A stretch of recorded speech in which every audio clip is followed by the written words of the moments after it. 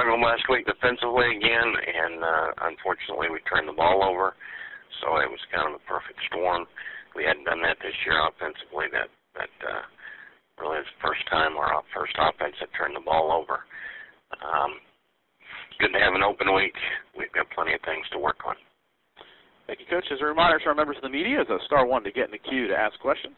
Our first questions come from Randy with the Sunbelt Digital Network. Randy, please go ahead. Good morning, Coach Fran. How are you doing this morning? Good. I want to ask about the bye week. What's really the plan this week in preparing for your next game? Well, we'll spend this week working on ourselves, going back to fundamentals, working on things that we can fix and change and do better, and before we start on game planning as we start conference play next week. I want to ask you about Tyler Jones and his success running the ball this year. He's one of the few players that rank in the top 10 in rushing and passing this year in a conference. Going into the year, what was really the plan for him running-wise? Was it always a plan to involve him in the offense that way?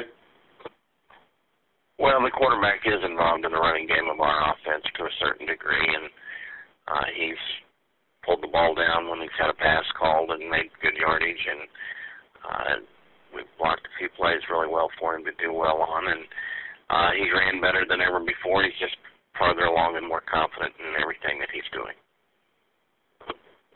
And finally, I want to ask you about Louisiana Lafayette, who you play in 2 weeks, like you mentioned, the conference opener. What have you seen from them? Have you looked at them from last year to this year at all? Lafayette is one of the premier programs in the league. It's Coach Hudspeth does a great job. They've got a lot of great athletes, always very aggressive, and they've been really, somehow the computer spits it out that we get to open with them every year, and conference play, and we haven't really given them a good game yet, so hopefully we'll be able to do a lot better against them. Thank you, Coach. Appreciate your time. Yep.